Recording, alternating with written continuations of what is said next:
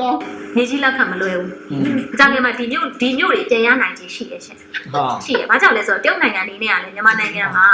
မြန်မာတက်မတော်ပေါ်မှာပေါ့နော်အလိုလိုက်ရမယ့်ကာလလေးကိုရှာလာခဲ့ပြီဘာကြောင့်လဲဆိုတော့နိုင်ငံတကာရေးရာတွေအရင်ရှုပ်ထွေးနေပြီးတော့ကောင်းမတွေနော်သူတို့ကတရုတ်ကအားကိုးတာပြောတော့နေတော့ပြောတော့ပြပအားကိုးပစိယိုဘာဖြစ်တယ်ညာဖြစ်တယ်ဟမ်နေတော့ပဲတရုတ်အားကိုးပြီးတော့ဒီလိုမှမျိုးတွေတရုတ်ပဲအားကိုးပြီးတော့ဟမ်တရုတ်ကဂျာဝင်ဆွေးနွေးလို့ဒါဒီ MND ကဟုတ်တယ်နောက်ဆွေးနွေးတော့မဟုတ်ဖိအားပေးတာဖိအားပေးတာပါနော်ဆွေးနွေးတာဖိအားပေးလို့ဖိအားပေးလို့ထပ်ပေါက်ပိတ်သွားမှာဆိုတဲ့အခြေအနေတစ်ခုမှာသူဒီမြန်မာနိုင်ငံအတွက်ကိုကောင်းကျိုးတချို့လုပ်ပေးရအောင်လေဆိုတဲ့အသိစိတ်တွေဝင်သွားဟန်တူပါရှင့်ဖေလို့မရေဒီလောက်မြန်မာပြည်ကနေဂုံသွေးစုပ်နေတာဗာတရုတ်နင်းလင်နေဘယ်နှခါမြန်မာပြည်တွေကောင်းကျိုးလုပ်ပေးလို့လဲစောက်ယူမ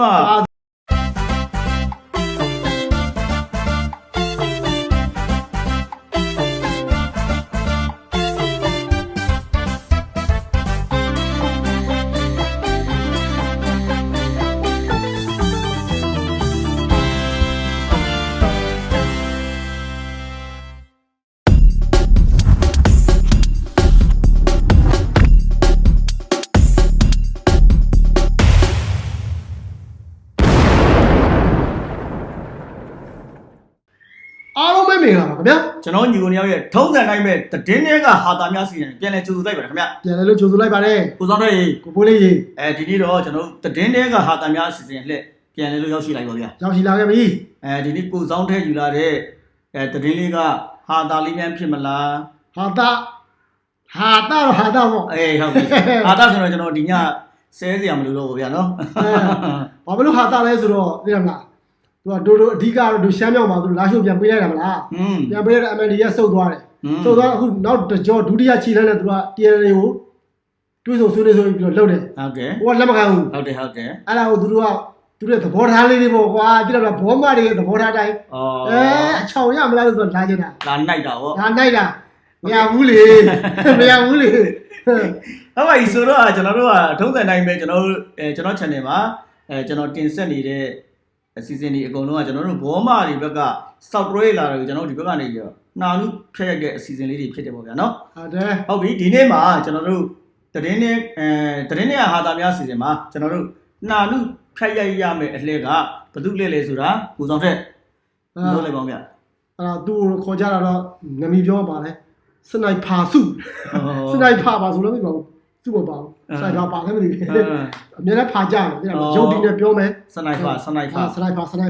ငါတော့လေးလုံးမလို့နာမည်လေးလုံးမတို့ကလေးလုံးမမီးရပိန်ချောင်းဟုတ်တယ်ဒါရှိတဲ့ကြီးလို့နော်နောက်တဲ့သူက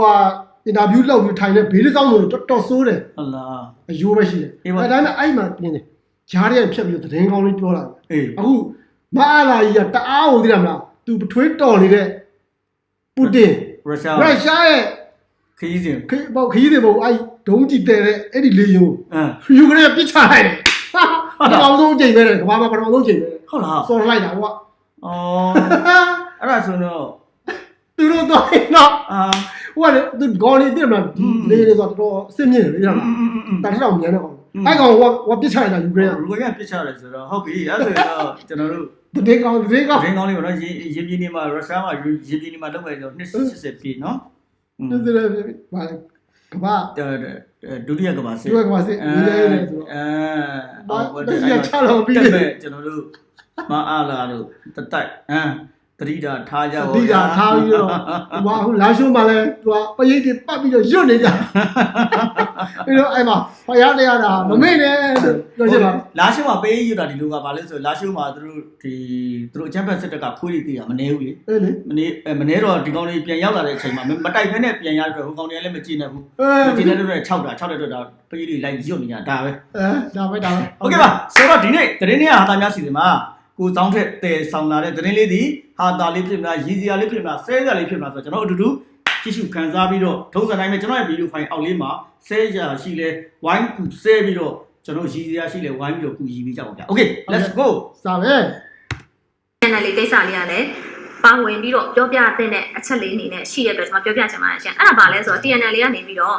ထုတ်ပြန်ထားတာရှိပါတယ်မေလ4ရက်နေ့နနက်10:00 နာရီမှာတဲ့ online တက်ဆင်သတင်းစာရှင်းလင်းပွဲလုပ်မယ်ဆိုပြီးတော့ TNL ကနေပြီးတော့ထုတ်ပြန်ထားတာဖြစ်ပါတယ်ရှင်သတင်းစာရှင်းလင်းပွဲပြုလုပ်ရတဲ့အကြောင်းရင်းကတော့လက်ရှိနိုင်ငံရေးစစ်ရေးအခြေအနေနဲ့ပတ်သက်ပြီးတော့သတင်းစာရှင်းလင်းပွဲလုပ်တာပါဆိုပြီးတော့ထုတ်ပြန်ထားပါတယ်ရှင်ဒီရှင်းလင်းပွဲကိုဒီ TNL တို့ကနေပြီးတော့တွဲပတ်အထွေထွေတွင်းရေးမှုပေါ့နော်ပုံမှုကြီးတားပန်လာနဲ့အဖွဲ့သတင်းကြံကြားရေးတာဝန်ခံလွေးရှိဦးတို့ကရှင်းလင်းပြီးဖြေကြားမယ်ဆိုပြီးသိရပါတယ်ရှင်ဒီပွဲကိုတဲ့မီဒီယာနဲ့အဖွဲ့အစည်းသီးသီးကတက်ရောက်နိုင်တယ်တဲ့ဖိတ်ခေါ်ထားပြီးတက်ရောက်နိုင်တဲ့သူဖိတ်ခေါ်ထားတာပေါ့နော်ပြီးတော့သတင်းစာရှင်းလင်းပွဲမှာတက်ရောက်မဲ့မီဒီယာတွေအနေနဲ့ကတော့သူတို့ရဲ့ဒီ TNL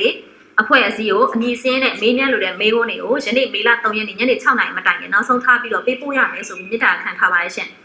်သတင်းစာရှင်းလင်းပွဲလုပ်မယ်တက်ချင်တဲ့မီဒီယာတွေမေးခွန်းလေးပို့ထားပါပေါ့ရှင်သူတို့ခွင့်ပြုပေးရမေးခွန်းဆိုမေးလို့ခွင့်ရမယ်ပေါ့ဇလန်အဲ့လိုပေါ့နော်ဒီတော့နေမေစပတ်နေတို့စစ်တက်လဲအဲ့တိုင်းပဲလေတို့စစ်တက်ကဟိုဟာသတင်းစာရှင်းလင်းပွဲလုပ်မယ်ဆိုလိုက်မေးခွန်းလေးကြိုပေးရတာပဲဖေးလို့မှရင်ငါတို့မသိအောင်ကြာနေတာပဲနေရလေဟိုကမခွင့်ပြုလဲရတယ်မေးလို့ရတယ်မေးတော့မှခွင့်ပြုတဲ့ဟာပဲမေးခိုင်းတာနောက်ပြီးခွင့်ပြုတဲ့ဟာလည်းမေးခိုင်းတာနောက်တော့သူတို့ဖိတ်တဲ့မီဒီယာပဲတက်လို့ရတယ်အဲ့ဒါလေတေကိုပြန်ပြောကိုဖေကိုလို့မရဲ့ဆေးရတယ်ဆေးဒီကောင်မကြီးနေကျွန်တော်ဆေးရုပ်ဆေးနေတာစောက်ခွက်နဲ့အတန်းနဲ့လုံးအောင်လမိုင်းမကတ်โอเค TNL ကသတင်းစာရှင်းလင်းပွဲလုပ်တဲ့ကိစ္စကတော့ဒါကတော့ဘယ်လိုပြောမလဲသူတို့ရဲ့လုပ်နေကြကိစ္စပါပဲအဖွဲ့အစည်းတွေဆိုတာသတင်းစာရှင်းလင်းပွဲလုပ်တယ်သူတို့လုပ်ဆောင်ချက်တွေကိုပြောတယ်ပေါ့နော်ဆက်လက်ပြောပြချင်တာက TNL ရဲ့အခြေအနေပေါ့နော် TNL ကဆိုရင်လက်ရှိဘာဖြစ်နေလဲဆိုရင်ဒီအတိုင်းပဲရှင်တက်မတော်တိုက်တယ်ပြီးတော့မိုးကုတ်တို့ဘာလို့သူနောင်ချိုးလို့ရယူသွားတယ်ပေါ့ရှင်အခုဒီ April 28ရက်နဲ့29ရက်မှာဆိုရင်တရုတ်နိုင်ငံရဲ့ဈာဝင်စီစဉ်မှုနဲ့တရုတ်နိုင်ငံကူမင်းမြို့မှာတက်မတော်နဲ့ဆွေးနွေးပွဲလုပ်ဖို့အတွက် TNL ကပြင်ဆင်ခဲ့တာရှိပါရှင်ဒီလိုဆိုအဲ့ဒါ TNL ရဲ့ပြင်ဆင်တာမဟုတ်ဘူးလို့ကနင်းလေနေတက်မတော်ကနင်တို့အချမ်းပဲစက်ကသွားပြီးတရုတ်ကိုဟုတ်တယ်ကတော့ပါလီးစုပ်တော့သွားပြီးတော့ပြောခိုင်းတာနော်ဘယ်လို TNL ရဲ့စီစဉ်တာလဲအဲ့ဒါကိုဘာမှမပြောချင်တာအဲ့ဒါနော်စောက်တလဲတဲ့ကိုသူကဘယ်လိုပြောမလဲသတင်းအမှန်ကိုစောက်တလဲပြောင်းပြောပြတယ်နော်မသိမဲ့အမေဒီရနေကဟိုစစ်တဲ့ကြောင်းလိုင်းကိုကန်နှမ်းတယ်လို့ဘာလို့လဲအခုနေတီးရတယ်မဟုတ်ဘူးနော်အခု PDF တွေကအကုန်ဟောနေပြီကြောက်တယ်လို့အကုန်ဆောနေတာနော်အဲ့တော့တခါတော့အေးလေဒါပြောလို့မရသေးလို့ဘယ်လိုကြိုက်ရမှမသိတရုတ်နဲ့လည်းနီးရမဆက်မလီးဆက်ဆိုတော့ဘာလို့မှမသိဘူးနော်အခုအမုန်းကြိတ်နေတာနော်ကြည့်ရလို့တော့ဒီကောင်မကြီးတော်တော်ဆူဆူရနော်ဒင်းကြီးအဲ့လိုကျွန်တော်ပြောတာလေအဲ့ဘောမဘက်ကမီဒီယာတွေကျွန်တော်လည်းဘာလို့ဒီလိုပြန်ပြောဆိုရင်ကျွန်တော်ခဏခဏရှင်းပြပါတယ်ဟုတ်တယ်ကျွန်တော်ဒီလိုပြန်မပြောဘဲငြိမ်နေလိုက်ရင်သူတို့သတင်းတွေပဲစွတ်ပြီးတက်နေမယ်ဟဲ့ဆိုရင်ဒီဟာကျွန်တော်မှားပါညာရင်အမှန်ဖြစ်သွားတတ်လို့ပါဗျာနော်ဟုတ်တယ်အဲ့ဒါကျွန်တော်ဒီလိုပြန်ပြောပေးနေခြင်းဖြစ်ပြီပေါ့ဗျာโอเคဒါမှ TNL သိမ့်ပိုက်ထားတဲ့နောင်ချိုအကြောင်းပဲတီပုံမိုးကုတ်နဲ့မိုးမိတ်ဒေသတွေကိုမိုးမိတ်ဒေသတွေကနေပြီးတော့နော် TNL အဖွဲ့တွေကစုခွာပေးရမယ်ဆိုပြီးတော့မြန်မာတပ်မတော်တောင်းဆိုခဲ့လို့သိရပါတယ်ဒါကြောင့်တဲ့ဒီဆွေးနွေးပွဲကရှစ်မတိုးနိုင်ခဲ့ပါဘူးဆိုပြီးတော့ TNL ကနေပြီးတော့ထုတ်ပြန်ထားသိရပါတယ်ရှင့်ဆွေးနွေးပွဲနဲ့ပတ်သက်ပြီးတော့တပ်မတော်ကတခွန်းတဘာသာတော်မှာထုတ်ပြန်ထားမရှိပါဘူး TNL ပြောနေမေစပ်ပတ်နေတပ်မတော်ကစုပ်ခိုင်းနေလေပြောသေးတယ်ဟမ်မင်းစေခိုင်းရှိဟုတ်လားအဲ့လိုသူကဘလောင်းပဲပေါ်တင်ကိုလိမ့်တာတော့ဆောလာပြောတာတက်မလို့စုပ်ခိုင်းတာဒီကနေစုပ်ခိုင်းတာအေးလေစုပ်ခိုင်းတာလူချင်းတွေလူချင်းတွေသူကပြန်ဂျိုးတယ်ဟိုဖြစ်မှာလေစုပ်ဝေးမှာပြီးတော့တက်မလို့သတင်းထုတ်ပြန်တာချင်းမရှိတော့ဟိုဘက်ကနေဟိုကတော့စုပ်ပြီးအေးကျွန်တော်စုပ်ပြီးမှဆိုပြောကြည့်လိုက်နေလေအဲ့မှာမြမအလင်းတို့ကျေးဖို့တို့အဲ့မှာများဖို့ဒီတို့မြမတန်တို့နဲ့ဝေဆိုင်ရေးပြောပြလိုက်မယ်ဟုတ်လားဖြေလို့မရဲ့အလုံးမအာဟုတွေများတယ်တကယ်တော့တကယ်ဘလို့ပေါ်တယ်လိမ့်တာပေါ်တယ်လိမ့်တာဘလို့တရေတွေမှန်းလည်းမသိဖတ်တဲ့ပြောပဲကျွန်မပြောပြပေးရတာဖြစ်ပါရှင်ဒီတော့တပ်မတော်ကစုပ်ခိုင်းတယ်သူတို့နေတယ်မစုပ်နိုင်ဘူးဒါကြောင့်စုပ်ပွဲပြတ်တယ်ဆိုပုံစံမျိုးပေါ့ရှင်စုပ်ကောင်နေရလဲအလကားရထားတဲ့နေရာမှာမဟုတ်တာနေရလဲအဲ့ဒါပြောတာလေအောင်မြင်သွားရင်လည်းနောက်ဆက်တွဲကိစ္စရှိတယ်ကြာရှုံးသွားရင်လည်းနောက်ဆက်တွဲကိစ္စရှိတယ်MND နဲ့ဆိုရင်အရှိပိုင်းမှာဆွေးနွေးပွဲပြတ်တော့နောက်ဆက်တွဲအနေနဲ့အခြေအနေမကောင်းနောက်ပိုင်းကျတော့ဆွေးနွေးပွဲက2ကြိမ်3ကြိမ်ဆွေးနွေးတဲ့အခါမှာအောင်မြင်သွားတဲ့အခါကျတော့လာရှုမျိုးလေးဟာတက်မတော်လက်ထဲပြန်ရောက်လာတယ်ပြည်သူတွေအေဂျင့်ဆိုတာအိမ်ပြန်နိုင်တယ်ဒါဟာနောက်ဆက်တွဲအရာတွေပေါ့နော်နောက်ဆက်တွဲဖြစ်လာတဲ့ရလဒ်တွေပေါ့အခုနင်တို့လာရှုမောင်နင်တို့တက်မတော်သားတွေပေါ်ပေါ်တင်တင်ရောနေရလားသွားရဲလားနင်တို့ရောတကယ်အုပ်ချုပ်လို့ရပြီဟမ်ပြောကြည့်အခုတိုင်းတော်မှာအဲ့ရမကတိုင်းကိုအဲ့ရှမ်းမြောက်မှာမလုပ်ရဲဘူးလုပ်ရဲတော့လေမတိထားရဲဘူးရှမ်းတောင်မှာသွားပြီးတော့တိုင်းရမှာသွားဖွင့်ရတယ်တွက်ကြည့်လိုက်လို့နင်တို့စစ်တပ်ကအုပ်ချုပ်နေတာအခုတရုတ်ကအုပ်ချုပ်နေတာလားပြန်စင်းစားအောင်နော်ကိုပေကလုံးမသူက NLD နဲ့မြန်မာတပ်မဆွေးနွေးပွဲပြတ်သွားတဲ့အခါမှာဘာတွေဖြစ်လာလဲဆိုတော့ တက်မလို့ဘက်ကဒီအကြမ်းဖက်သမားတွေတက်ခတ်သိမ်းယူထားတဲ့နိုင်ငံတော်ရဲ့ပိုင်ဆိုင်မှုဖြစ်တဲ့နယ်မြေတွေကိုလေကြောင်းတိုက်ခတ်မှုတွေကိုဒီအပိုင်းတွေမှာခက်ဆစ်စစ်ပြုလုပ်လာတာမြင်တွေ့ရပါတယ်ရှင် စောက်ယူမှနော်သူကမပိုင်လဲငကိုတွေကလေနဲ့ဟိုလိုက်ကျဲနေတာပြည်သူအကြောက်တရားသွင်းနေတာငကိုတွေကလုံနေတာလေပြည်သူတွေကရိုးသွားပြီပေါ့နေရလဲနော်ပြည်သူတွေကရိုးသွားပြီအခုကဘယ်လိုပြောမလဲအခုနောက်ပိုင်းခက်ဆက်စိတ်လို့ပြောတယ်မလားခက်ဆက်စိတ်ကဘာဖြစ်လို့ခက်ဆက်စိတ်တာနော်ဒီငလျင်ကြောင့်ရထားတဲ့နော်အလှငွေတွေနဲ့အဲ့မှာဒီကရထားတဲ့အခုငွေတွေအကုန်လုံးအဲ့ဒါနဲ့လေစီဝယ်လက်နဲ့ဝယ်ပြီးတော့ကျဲနေတာမဟုတ်ရင်မဒီလိုကကြာနေကုန်နေပြီရှိတော့ဘူးအဲ့နင်တို့အဲ့ငလျင်ကြောင့်တိုက်ဟိုအတိုင်းဟိုဘာသူများနိုင်ငံတွေလာကူညီတဲ့ဟာတွေဘယ်နေရာတွေကူပြီးသွားပြီဟမ်ဘယ်နေရာတွေပြန်လုပ်ပြီးသွားပြီနင်တို့လေရင်စီပြည့်တယ်နော်ပြည်သူတွေကိုဒုက္ခပေးဖို့ညိုလုံနေကြတာဒါပဲရှိတယ်ဘုံကျဲတာရိုးနေပါပြီနော်ဒီလိုတဲ့အခါမှာဆိုရင် TNL မတရားသိမ်းပိုက်ထားတဲ့မိုးကုတ်မြို့ထဲမှာရှိတဲ့ TNL အဖွဲ့ဝင်တွေအခြေချနေထိုင်ရာစာအုပ်အချို့ကိုမေလ2ရက်ညနေပိုင်းကတက်မတော်ကလေကြောင်းတိုက်ခတ်မှုပြုလုပ်ခဲ့ပါရှင့်ဒီလိုပြုလုပ်တဲ့အခါမှာတက်မတော်ဘက်ကအပြစ်ရထားတဲ့ကိစ္စလေးတချို့ထုတ်ပြန်ထားရှိရလေအညူကြီးကလည်းထုတ်တယ်ဒီညောက်သုံးကောင်ကလည်းထုတ်တယ်တက်မတော်ကလည်းထုတ်တယ်ဒါပေမဲ့အဲ့လိုထုတ်တဲ့အချိန်မှာအညူကြီးကတာအပြစ်ရမယ်ပြောတာသူပြည့်ရတဲ့ကာလတည်းမှာတီးတဲ့တည်းမြမတက်မတော်စခန်းတွေလာတိုက်နေတော့မယ်မြမတက်မတော်ကလည်းဂျောကနတ်နေပြီဆိုတော့ဒီကောင်လေးအပြစ်ရက်တယ်ပြောတာအပြည့်ဝမယုံတော့ဘူးမယုံဖေလုံးမရေအပြည့်ရက်မယ်ပြောတာနင်းစစ်တပ်ကအပြည့်ရက်မယ်ပြောပြီးတော့ပဲအဲ့နေပဲနင်းလိန်နဲ့ဘုံတောက်လျှောက်ကျဲတာလေဟမ်တကြံတွင်းတော့မှကျဲနေတဲ့ဟာကိုအဲ့လိုတကောခလိုက်ကြစ်တွေတကယ်ကိုတော်တော်ဆိုးတွေပေါ်တယ်လိန်တာနော်ကျွန်တော်တို့ဒီဘက်ကခု PDF တို့ဘာလို့အကုန်လုံးတိုင်းသားကြီးလက်လိုက်ဆိုတာလဲနော်သူတို့လာပြီးတော့ဘုံကျဲလို့ပြန်တိုက်ရတာနော်သူတို့ကလာတိုးလာတယ်အိမ်အားတွေထပ်ဖြည့်တယ်ပြောတော့မယ်ညာမဖြည့်ရဘူးမလေးချင်းအောင်ပါညာပြောပြီးတော့လေအဲ့ဒါကိုထည့်ပြောတယ်မပြောဘူးလုံးမသူကသူ့ရဲ့အပြစ်ရဲ့မှာဗာထည့်ပြီးတော့ရေးထားလဲဆိုတော့တက်မတော်ဘက်ကတော့စပြီးမတိုက်ခိုက်ဘူးဒါပေမဲ့တက်မတော်ရဲ့စခန်းတွေကိုလာပြီးတော့လုံမယ်ပြည်သူတွေလုံခြုံရေးကိုလုံမယ်ဆိုတော့တက်မတော်ပြန်တီးမယ်ဆိုပြီးတော့ရေးထားတယ်ပြန်တီးမယ်တော့မရေးဘူးပေါ့နော်ပြန်လဲပြည်သူတွေလုံခြုံရေးကိုဘယ်သူကလုံနေတာလဲလို့ဖေလို့မရဲ့ဟမ်ပြည်သူတွေမလုံခြုံတာနေလင်ကြောင့်ဟမ်နော်ဘလို့မလုံခြုံလဲဘလို့လုံခြုံလဲဟုတ်တယ်မလားဒီစစ်ဖြစ်နေတဲ့နေရာကိုမပြောနဲ့နော်ကြံတဲ့မျိုးပြတခုရန်ကုန်တို့နော်နေပြည်တော်တို့မန္တလေးတို့မှာပဲဘလို့နေရလဲပြည်သူတွေကနော်အလားဟားတွေမှာပေါ်တာဆွဲနော်အကုန်လုံးခါတဲ့အမျိုးမျိုးဒုက္ခပေးနေတာဒီကြတဲ့ဓမြမှုတွေကလည်းပေါ်တော်ဟိုတည်းကဆိုတာဓမြတိုက်သွားတာကြောက်ကြမှုစုံနေတယ်ဒါပါပြောကောက်မှာဘာလို့လုံခြုံတာလဲနင်တို့မရောက်နိုင်လက်ထက်မှာခိုင်မယ်ပေါ့ရှင်အဲ့လိုရေးထားတယ်ပေါ့အဲ့တော့ငါတို့ကမင်းတို့ကိုစောင့်လုပ်ဘူးနော်မင်းတို့လာလို့ငါတို့တီးမှာပဲဆိုတဲ့ပုံစံမျိုးကိုသူကလည်းပြန်ပြီးအဲ့ဒါထောက်ထားလိုက်တယ်ပေါ့နော်အဲ့တော့အပြည့်ရထားတဲ့ဧပြီလအတွင်းမှာကို PDF ဘက်ကလည်းတက်မတော်တိုက်ခိုက်မှုတွေစတိုက်လှုပ်ဆောင်နေသလိုတက်မတော်ကလည်းလေကြောင်းကနေပြန်ရှင်းရတာတွေဒီကျမ်းမာသမားတွေရှင်းလိုက်တဲ့ကိစ္စတွေကနေပြီးတော့လှုပ်ဆောင်နေရဆဲပဲဖြစ်နေပေါ့နော်အခုဒီအပိုင်းမှာကျတော့မြောက်သုံးကောင်ကနေပြီးတော့မေလတစ်လလုံးမှာလည်းသူတို့တစ်ဖက်သက်အပြည့်ရက်တယ်ဆိုပြီးထပ်ထုတ်ပြန်ထားတယ်ဒီလားထပ်ထုတ်ပြန်ထားတယ်ဒါပေမဲ့တက်မတော်ကကျတော့ဧပြီလကုန်ထိပဲအပြည့်ရက်မယ်ဆိုပြီးထုတ်ပြန်ထားတယ်အဲ့မှာမေလဆန်းကနေစပြီးတော့စတီးတော့တာပဲသူကလည်းတို့အဲ့လိုပေါ့နော်ဒါပေမဲ့အခုချိန်ထိနော်စောက်ယူမအေပယ်လာထဲမှာလည်းပြစ်တာပဲလေကျဲတာလေနေမသိဘူးလားစောက်ကောင်မတကယ်ဖေလုံးမဘလို့ဖေလုံးမဘူးများလည်းမသိတကယ်အားကူသူများပြည့်ရက်မယ်ဆိုတော့ကိစ္စရက်ကိုထပ်ပြီးတော့ထုတ်ပြန်တာမရှိဘူးမရှိတာမြင်ရတယ်ပေါ့နော်ဒီတော့စစ်ပွဲခြေတွေကအဲ့လိုရှိနေရဲ့ရှင့်အဲ့လိုရှိနေတဲ့အချိန်မှာဆက်လက်ပြီးတော့ကျွန်တော်တို့သုံးသပ်ရမယ်ဆိုတော့ဒီဆွေးနွေးပွဲကအခုအောက်ဂတ်လမှာထပ်ပြီးတော့စုံကြမယ်ဆိုပြီးတော့လည်းပြောထားတာပေါ့နော်ပြောထားရဲဆိုတော့ကျွန်တော်တို့ခံမှန်းချက်အရာဆိုရင်တော့တက်မတော်အနေနဲ့ကအပြည့်ရက်တာကိုထပ်ပြီးတော့စာချုပ်တက်တမ်းမတိုးဘူးဆိုရင်ဒီကာလတွေမှာ TNL တိမ့်ပိုက်ထားတဲ့အကြမ်းဖက်တိမ့်ပိုက်ထားတဲ့မြို့တွေမှာရှိတဲ့ TNL အဖွဲ့တွေရဲ့စုရက်တွေကိုလေကြောင်းတိုက်ခိုက်မှုတွေစတိုက်ပြုလုပ်မှသိကြရရှင့်သိကြတယ်အမှန်ဒီလည်းဒီကလန်ဒါကြပဲအခု TNL လည်းကလန်ဒါကြပဲလာမှာပဲနော်တက်မတော်ကပြည်တော်စုရဲ့ပိုင်ဆိုင်မှုဖြစ်တဲ့နေပြည်တော်ကိုဘယ်တော့မှလကားပေးလိုက်မှာမဟုတ်ဘူးသူ့ရဲ့လောက်ပိုင်ခွင့်တွေကနေပြီးတော့ဒီအကြမ်းဖက်သမားတွေကိုနှိမ်နှင်းမှာပဲသိလားဒီတော့ဒီကာလအတွင်းမှာဒီလိုတွေဖြစ်လာနိုင်တဲ့အချိန်မှာနောက်ဆုံးမတောက်ခံနိုင်တော့လို့ရှင် TNL လေးတွေလည်း MND လမ်းစဉ်မှာလိုက်ရမှာပဲအဲ့ဒါသိကြတယ်အဲ့ဆို MND ကအဲ့ဆိုတက်မလို့မတောက်ခံနိုင်တဲ့သဘောလားသူပြောတာနော်အဲ့လိုမျိုးနောက်တစ်ခုကပြန်ပြောချင်တာသိရမလားအခု तू က MND ကိုနောက်အချိန်ဒီမှာရသွားတယ်ပေါ့နော်ဆွေးနွေးလို့ရသွားတယ်TNL ရောရမလားလို့အပြစ်ပါလိုက်မယ်နော်တခါရလို့ခွေးမဖိလက်ညှိုးထိုးဆိုတော့မျိုးတခါပဲနေရတခါပဲရအောင်သဘောပေါက်လားဟိုကကြိတ်ပါနော်ဒီဟာတွေကကြိတ်ပါကျော်တို့ကကြိတ်ပါနော်အဲ့ဒါဆိုဒီကောင်မတဲ့ MND ကတက်မလို့ခုရနိုင်စွမ်းမရှိတဲ့ ပုံစံမျိုးပြောသွား ပြောသွားတာ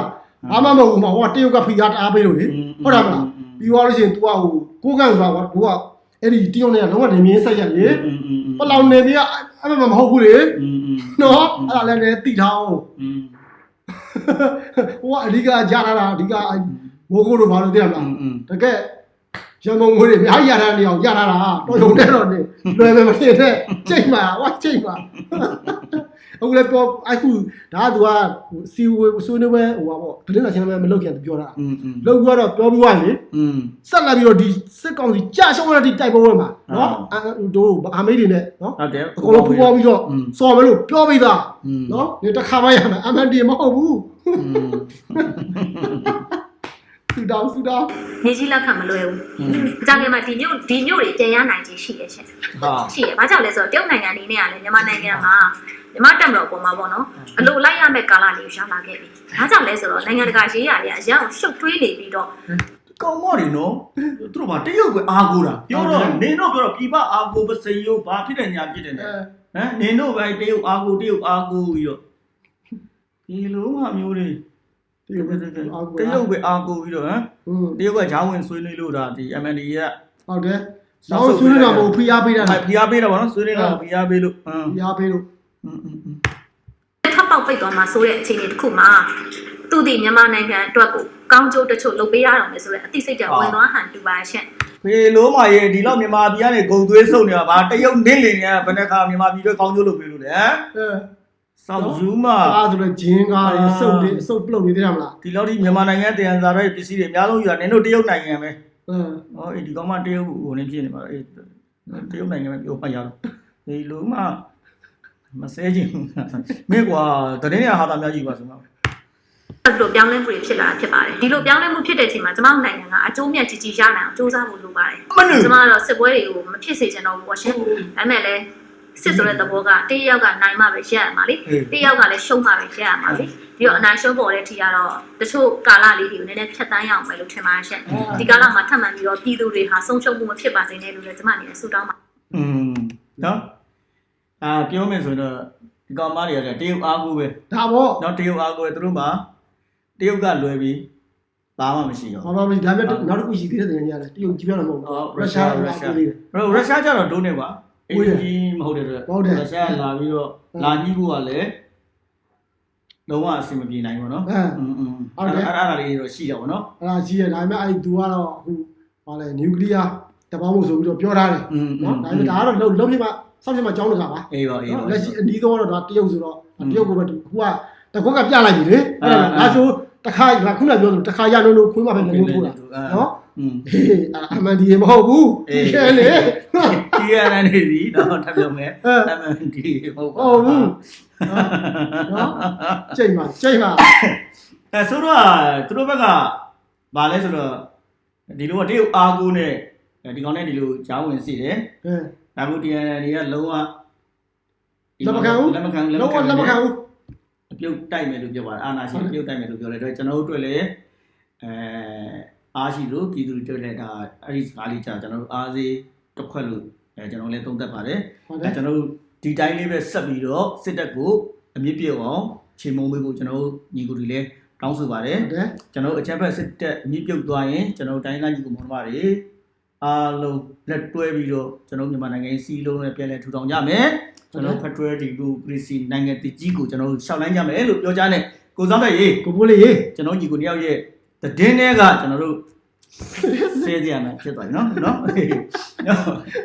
လွယ်ငါလည်းလွယ်ဟာတာလေဒါပေမဲ့ငါကျတော့စေးနေတာလွယ်ရင်စေးတယ်ငါလွယ်ရင်စေးတာပဲโอเคလားတည်င်းတွေကဟာတာများပဲထားလိုက်ပါတော့အစီအစဉ်နဲ့တည်င်းတွေကဟာတာများဖြစ်နေတာကျွန်တော်တည်င်းတွေကဟာတာများစီစဉ်တွေကိုဒီမှာပဲညှနာပြီးတော့နောက်နေ့တွေညမှာကိုစောင်းထက်